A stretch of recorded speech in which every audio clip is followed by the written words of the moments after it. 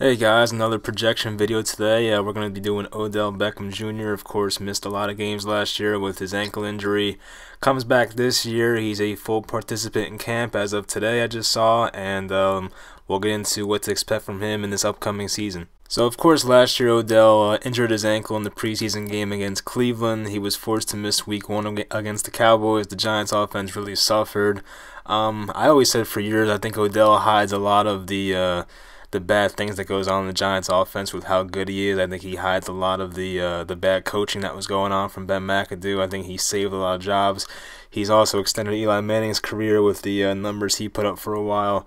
But you could tell the Giants definitely missed him last year, which was part of their 3-win season. But anyway, last year he played only 4 games, pretty much 3.5 because he was limited in week 2. But even on that injured ankle, he was on pace for 100 receptions, over 1,200 yards, and 12 touchdowns.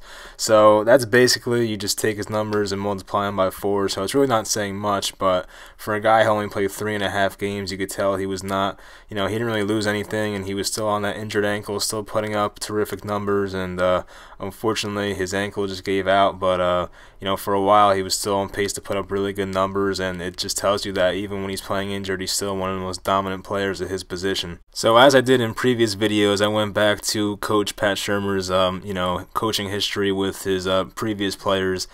This time looking at his wide receiver ones, and you can see the names on this list. I mean, other than Josh Gordon, really these guys aren't wide receiver ones. I remember Donnie Avery was more of a slot guy, same with Danny Amendola, but he really wasn't given much to work with in St. Louis. But I think it's important to look at targets and stuff like that. So really the highest here was Danny Amendola, which was 123, and obviously that's not a lot. And none of his receivers put up barely over 800 yards, and only 5 touchdowns was the highest. And it really wasn't until he got to Minnesota where his receivers started taking off. So it's hard to judge based off these numbers. I mean, Pat Shurmur was given some pretty good running backs in his first 4 years as a coach. He had Steven Jackson, of course, then he had Peyton Hillis and Trent Richardson as a rookie. So his receivers really weren't doing too much. Josh Gordon was not going to be good till the next year, I believe. So it's hard to judge based off that. But you look at his next 4 years, and things do get a lot better. So as you see here, once Pat Shurmur was given some, good options to work with and good quarterbacks to work with, his numbers for his receivers went up a lot. Go to 2013, Deshaun Jackson was given 126 targets. I believe Odell will get more than that. Still had 82 receptions, over 1,300 yards, 9 touchdowns. 9 touchdowns is a lot for a guy like Deshaun Jackson, who's not much of a red zone threat, but I'm sure a lot of those were long touchdowns anyway. Jeremy Maclin, 143 targets. That's a good amount right there. 85 catches, over 1,300 yards. Got to 10 touchdowns. Jordan Matthews, who, we really haven't heard of much of him since that 1 year, did have 126 targets, almost 1,000 yards, and 8 touchdowns. So did a lot with him. Stephon Diggs in 2016 had over 110 targets, 84 catches, still over 900 yards, not a lot of touchdowns. And Adam Thielen last year was able to get 142 playing alongside Stephon Diggs. I think Diggs may have missed a couple games, but still 142 targets is a lot. And I believe that if Odell plays all 16, which of course we all hope for, he'll get somewhere around 140 again. I think, Odell is definitely a better talent than Adam Thielen is. I still think Thielen's a terrific player, but Odell is one of the best receivers on the planet.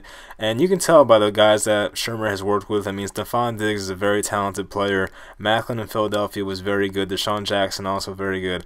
But Pat Shurmur was never given a guy like Odell. I mean, maybe you can say Josh Gordon was based off his talent, but he really didn't come to his own until the next year after Shurmur left. So I think right now Odell Beckham definitely has to be the most talented guy that Pat Shurmur is going to work with at the wide receiver position. And I think Pat Shurmur is good at getting the ball in the hands of his talented players and putting them in the best spots. So I think he's going to move Odell around a lot and give him a lot of targets, and he's definitely going to get the most out of him, just like I think he'll do with Saquon Barkley. So it's going to be exciting to see what he does with Odell this year. So yeah, normally I focus on the offensive line and the improvements they made there, but by now we know about that. Nate Solder was brought in, Will Hernandez, Patrick Omameh, Eric Flowers moves back to his natural position, which should help.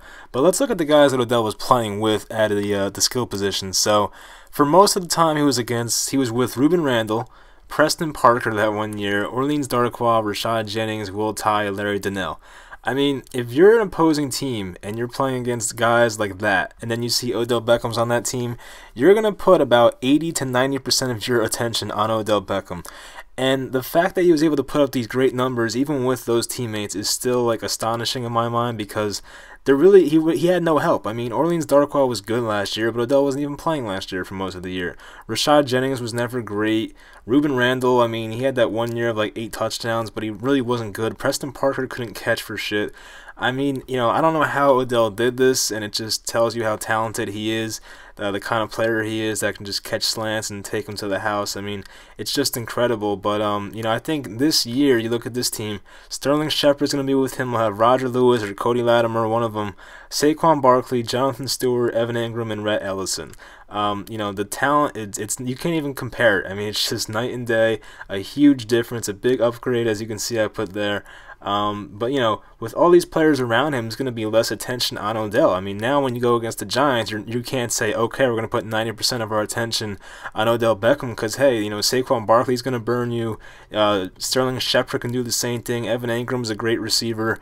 He could get better, but I think Evan Ingram is definitely a player that most teams are going to, not going to want to go against. And then you have Jonathan Stewart backing up Saquon, and then Rhett Ellison, I think, is underrated. He's a really good blocker. Roger Lewis and Cody Latimer, I mean, who knows what we're going to get from them, but they might be good as well. So I think both of them are definitely better than Preston Parker was, no doubt. So I think having these weapons next to Odell, it might take away some of his targets. I get that. I mean, there were some years where Odell had like 160 plus targets. I don't think he's going to get that this year due to the help he has on offense, but overall it's going to make the team a lot better. It'll give them more scoring opportunities, and all these better players means less attention for Odell. So I think it's going to be an improvement. It'll give him more opportunities to get open, and having less attention on him is definitely a good thing. So as I said, I don't really like doing projections, but you know what, here it is. I have 140 targets for Odell, 95 receptions, 1,260 yards, and 11 touchdowns.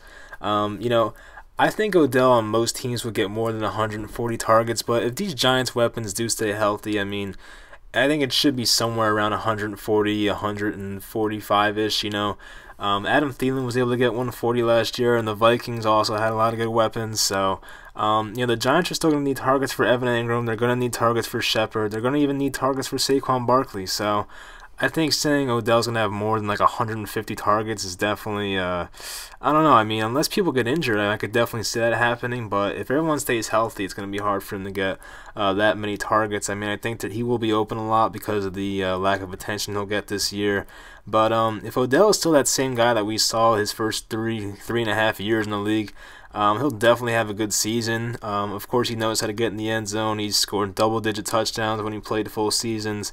So he definitely knows how to do that. His yards after the catch is always insane. So really, they just need to get the ball in his hands and show how how much of a game changer Odell is. And if you forget about him, he'll burn you in one play and just change the entire game. We saw that a lot. I mean, the year the Giants won 11 games, I mean, I could think back, and Odell probably won 3 or 4 games single-handedly. I mean, you think of that Cowboy game with the slant he took when they scored, I think, 10 points that game or something like that. The Ravens game where it was like 4th down and 1 or 4th and 2, and he took a slant to the house. I'm sure there's other examples, but Odell can definitely change a game just like that. And I'm really excited for him this year. I mean, it was heartbreaking to see him off the cart last year, and the Giants season was pretty much over right when that happened. And it's a shame the way everything went down, but I really hope that he's able to play all 16 games this year. He's one of my favorite players, definitely my favorite player to watch on the field. Maybe Saquon will be that guy this year, but it'll be exciting watching both of them play, so I really hope that they get to play a full season together. Odell, so far, based off the news and reports, is looking healthy, and he's a full participant in camp that just started. So I mean, it's definitely looking up for Odell right now, and I really hope they don't play him in preseason that much, because we saw what it did last year, and guys might target him. So I hope they play it safe with him and do what's logical. But really, at the end of the day, I'm just excited for him to get back to his old form. So that will do it for the Odell projection, but there was also some Giants news that came out, I think, yesterday and today. So we did sign Connor Barwin, which I thought was a really good move. Barwin's a great teammate, great locker room guy. He knows how to motivate a defense. I thought it was a terrific move and something that Jerry Reese would never do. So it was nice to see them bring in some a veteran linebacker like that. The bad news is this morning it came out that the Giants supplemental pick, Sam Beal, injured his shoulder. He'll be out for the season, which, definitely leaves the Giants even more shaky at cornerback. We do have Janoris Jenkins. We do have Eli Apple. William Gay is probably like 35 years old, it seems like. But I really don't trust those guys. I mean, I do trust Jenkins, but he is coming off an injury. But I think it's a perfect opportunity for the Giants to bring back Dominique Rodgers-Cromartie, who has not signed with the team yet. Maybe he was waiting for an injury just like this. And you know what? I mean, he loved being a Giant, and we would love to have him back. I don't know what the cap situation is right now, but I'm sure he won't command too much money. And I think if they do have the room to bring him back, it would be a very, very smart move. I don't really trust our cornerback depth right now, so it would be nice to see them bring another guy in. DRC is familiar with this team and liked being here, so I just think it's a great opportunity. And it's funny because Beal took his number 41, and then maybe he'll just get it right back from him, and maybe we'll see DRC play next year. So I think it is a possibility. We'll see which way the Giants go with it, but I would not be shocked if they add another cornerback, whether it's DRC or whoever else is sitting out there. And I think most Giant fans would agree that it would be nice to see another cornerback brought in here for some more help. But anyway, thanks for watching the video, guys. And I also have an Instagram account for this YouTube channel. Not many followers on it right now. I just came out with it like a couple weeks ago. So if you guys want to follow it, I'll leave the link in the description. And that's pretty much it. Thanks for watching, guys.